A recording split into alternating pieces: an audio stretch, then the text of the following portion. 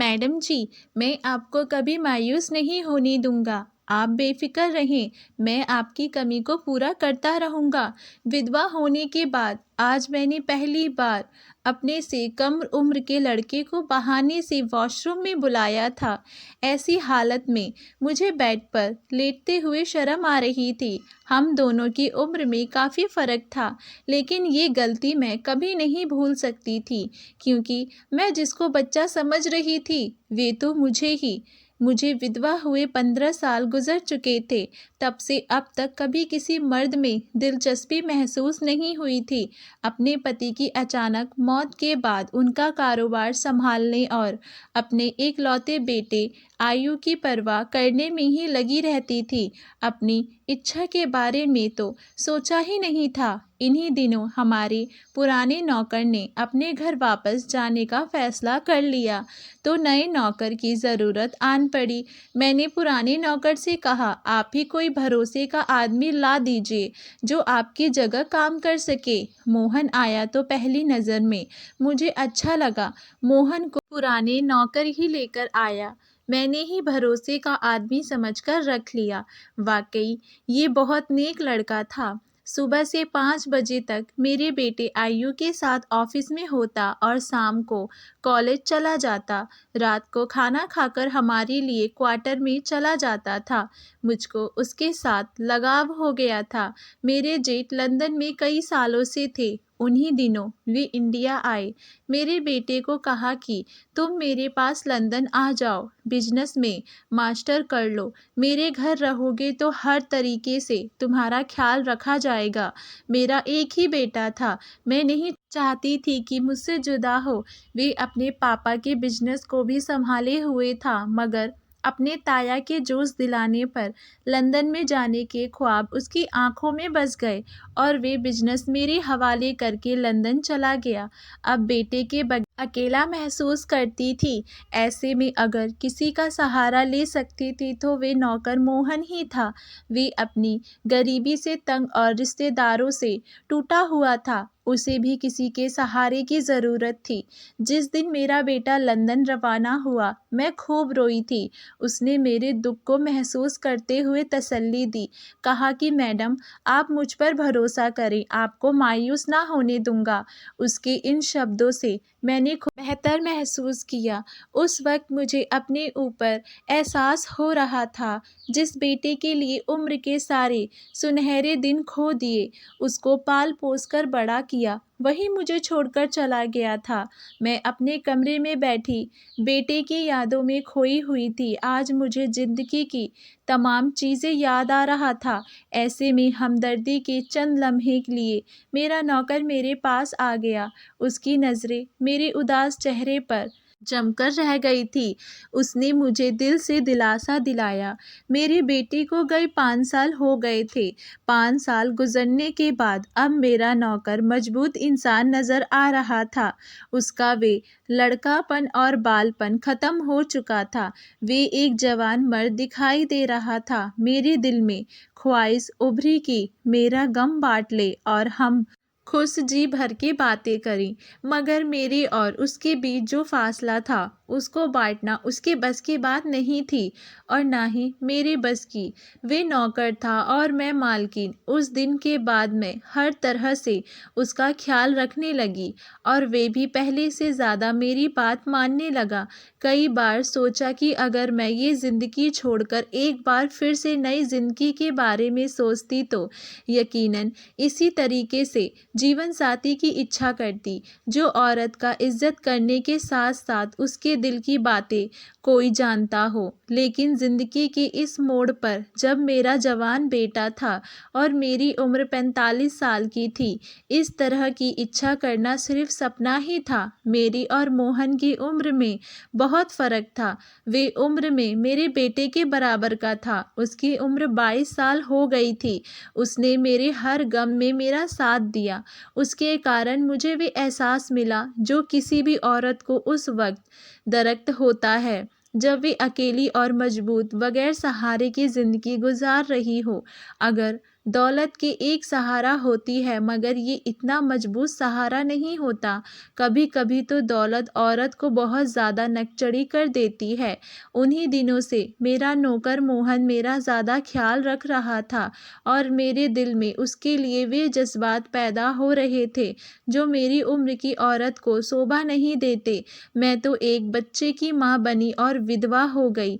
मेरी उमंगें और आरज़ू अधूरी रह गई। अब जबकि अपनी जिम्मेदारी से जागी तो मेरे दिल की सोई हुई औरत भी जाग गई।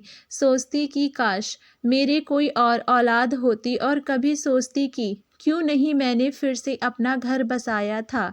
आज मेरे आसपास मेरे अपने तो होते और जब भी मोहन हिसाब किताब लेने आता वे मेरे सामने बैठा होता फिर नीयत अजीब हो जाती।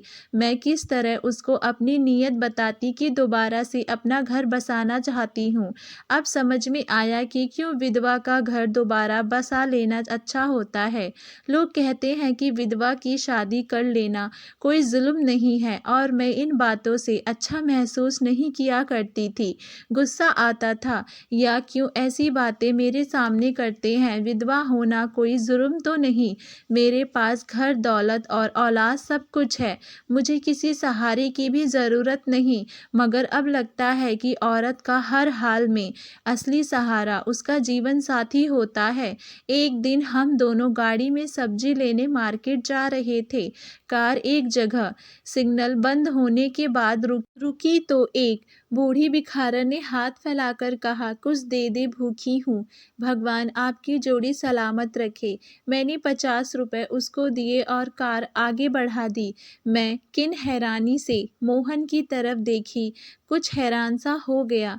तभी उसकी हैरानी को दूर करने के लिए मैं बोली, कमला है, कभी कभी ये भिखारी बिना कैसी अनहोनी बात कर देती है। अब इस उम्र में भी कोई औरत की शादी कर सकती है। कोई नहीं मालकिन, आप किसी तरह भी ज़्यादा उम्र की नहीं लगती, जबकि मैं इस नतीजे की वजह से आपसे उम्र में ज़्यादा लगता हूँ। उसकी ये बात सुनकर मेरे दिल में खुशी का दरिया बहने लगा। मैंने कहा, इंसान को स्मार्ट रहना चाहिए, अपने आप का ख्याल रखना चाहिए। सुनो मोहन, मगर तुम तो ऐसे काम में मगन हो कि अपने शरीर का भी तुम्हें होश नहीं रहा। कहने लगा, मैंने कह दिया, लेकिन ये बात करके खुद ही शर्मिंदगी हो गई। अब मुझे देखकर उसने मेरी नीयत को दूर करना चाहा। मैडम, सही है, ये वे अब वाकई अपनी उम्र से 10 साल कम लगती हैं। बस रहने भी दो, तुम मुझे गलतफहमी में डाल रही हो। मैडम, मैं सच्ची कह रहा हूँ, आप अब भी बहुत खूबसूरत हैं। खुद से बेशक कम उम्र की लगती हैं। आपने ज़िंदगी में क्या देखा है? आपको तो सिर्फ अपने बच्चे की परवरिश और उसकी देख रेख की फिक्र रही। चाहे तो अपनी खुशियाँ हासिल कर सकती हैं। क्या कह रहे हो मोहन? मैं हंस पड़ी। क्या मुझे बहला रहे हो? नहीं नहीं, मैं अपने औकात से आगे बढ़ गया। दबी अंदाज में बोला, माफ़ी मांगना चाहता हूँ। शायद आपको मेरी बातें अच्छी नहीं लगी। अपने बेख्याल में क्या कह गया? ऐसे ये बात नहीं है, मगर तुम ही सोचो, जबकि आज की उम्र की लड़कियां घर में बिना ब्याहे बैठी हैं। मुझे जैसे अधेड़ उम्र विधवा से कौन शादी करेगा? वे थोड़ी देर चुप रहा, फिर बोला, अगर आप नाराज़ ना हो तो एक बात कहने की गलती करूं? कहा कि सुनो, मैं आपसे शादी करना चाहता हूँ। मुझे आप पसंद हैं। अगर आप चाहें तो मैं उसकी बात सुनकर हैरान रह गई। कभी सोचा भी ना था ऐसी फरमाइश मेरा नौकर करेगा, कभी मुझे इतनी बड़ी बात कह देगा। मैं एकदम खामोश हो गई। वे समझे मैं नाराज़ हो गई हूँ। तब उसको भी सांप सूंघ गया। कुछ देर खामोशी के बाद उसने कहा, मैडम मुझे माफ़ कर दीजिए, आपसे ये बात करके बहुत शर्मिंदा हूँ। मैंने खुद को संभाला, दिल की धड़कनों को काबू किया और कहा, मैं नाराज़ नहीं हूँ मोहन, तुम वाकई बहुत अच्छे हो, लेकिन हमारी उम्र में बहुत फ़र्क है। तुमने मुझसे हमदर्दी के तहत ऐसी जज्बाती बातें कही, लेकिन जज्बाती फ़ैसलों पर हमेशा इंसान को पछताना पड़ता है। उसने मुझसे मिन्नतें करके कहा, लेकिन ये जज्बाती फ़ैसला बिल्कुल नहीं है। मैंने बहुत सोच समझकर ये बात कही है। मेरी और तुम्हारी उम्र का इतना फ़र्क है मोहन कि अब मैं बच्चों की माँ भी नहीं बन सकती। मैं इस उम्र से भी आगे निकल चुकी हूँ, जबकि तुम्हारी उम्र के लोग शादी के बाद बच्चों की ख्वाहिश करते हैं। आपकी औलाद है ना, आयु को संभाल कर रखें। और मैं ज़रूरी नहीं समझता कि मेरी औलाद हो। मुझे लगा कहीं ये मेरी दौलत पर नज़र ना जमाए। हो से छोटे बंदे से शादी करने का मतलब तो बुढ़ापे में खुद की पट्टी पतली करना है। अच्छा तुम सोच लो, मैं सोचकर जवाब दूंगी। और मैं सख्त कस में थी। दिल कहता था कि इस बात को मान लूं और दिमाग कहता नहीं। अब वक्त बीत गया है। इंसान इतने भी अच्छे नहीं होते, अच्छे अच्छे मर्द भी धोखा दिया करते हैं। इसके बाद काफ़ी दिन हम दोनों चुप रहे और ये चुपचाप बेमानी तूफान अंदर अंदर पड़ा रहा। अब मैं रातों को सो ना सकती थी। दिल बार बार उसके कारण बेचैन था और प्यार बढ़ गया। घर में अब कौन था मोहन के सिवाय? इसकी मेरी जिम्मेदारी करनी थी, डॉक्टर के पास ले जाना था और मेरी दवाई लानी थी। उसने ये सब कुछ किया तो मैंने सोचा वाकई अकेली औरत को किसी मजबूत सहारे की कितनी ज़रूरत होती है। मुझे भी यकीनन मोहन से मोहब्बत नहीं, मगर वे मेरी ज़रूरत बन गया है। उसने अपने साफ सुथरे जज्बात में ऐसी जगह बनाई थी कि दिमाग ने उसको नौकर की बजाय अपना हम साथी समझना शुरू कर दिया था। अब मैं हर दिन सोचती रहती कि ज़्यादा सोचने से मेरा वजूद भी अब जवाब दे गया। सर में दर्द रहने लगा था। मैंने बिजनेस के मामले से भी हाथ उठा लिया, सारी जिम्मेदारी मोहन को दे दी थी। एक दिन सर में बहुत दर्द था और मैं अपने हाथों से सर दबा रही थी कि मोहन ऑफिस से आ गया। उसके हाथ में कुछ फाइल थी। मेरे कमरे में आने की इजाज़त मांगी। मैंने भी कहा कि आ जाओ। मैंने कहा यही मुझे फ़ाइल दिखा दो, मगर मेरा सर दर्द से फट रहा था। वे कुर्सी लेकर मेरे पास आ बैठा, फ़ाइल एक तरह रख दी और बोला, क्या मैं आपका सर दबा दूं? नहीं, मगर फ़ाइल मत खोलो, सुबह दिखा देना। उसने मना करने के बावजूद मेरी परेशानी पर हाथ रखा और दबाने लगा। मुझे सुकून मिला। बेशक मुझे बहुत सुकून मिल रहा था। हालांकि मैंने पति के मौत के बाद कभी किसी मर्द की तरफ आंख उठाकर भी नहीं देखा था और इज्जत की ज़िंदगी गुजारी थी। कभी कभी कोई कमज़ोर पल इंसान को अपने वश में कर लेता है। बस मैंने आंखें बंद कर ली और यूं जाहिर किया कुछ होश ना हो। उस वक्त मोहन ने भी जान लिया कि मैं क्या सोच रही हूँ। मेरे कमरे से चला गया। बोला, मैडम आपकी तबीयत ठीक नहीं है, आप आराम कर लें, मैं सुबह पहले चेक करवा लूँगा। वे अगले दिन भी ना आया और ना उसके बाद वाले दिन। तभी मैंने उसको फ़ोन किया। वे बोला, ऑफिस से आज आपके पास आ जाऊँगा। सोचा आप आराम कर रही हैं, मैं भी यहाँ व्यस्त हूँ। ऑफिस में काम ज़्यादा था। उसका लहजा इस कदर सा था कि मुझे लगा कि अब वे मेरे घर के काम छोड़कर चला जाएगा।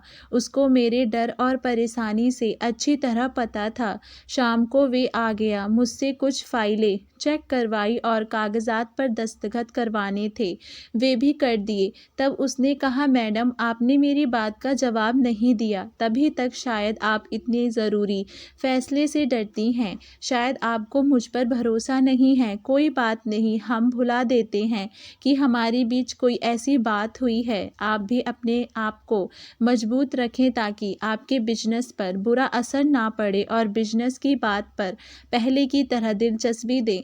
मेरे बेटे आयु ने काफ़ी पैसे मंगवा लिए हैं। अब मैं और ज़्यादा बिजनेस पर ध्यान देने लगी। मेरे गम के बादल हट गए, मगर उसका ख्याल दिल से ना गया।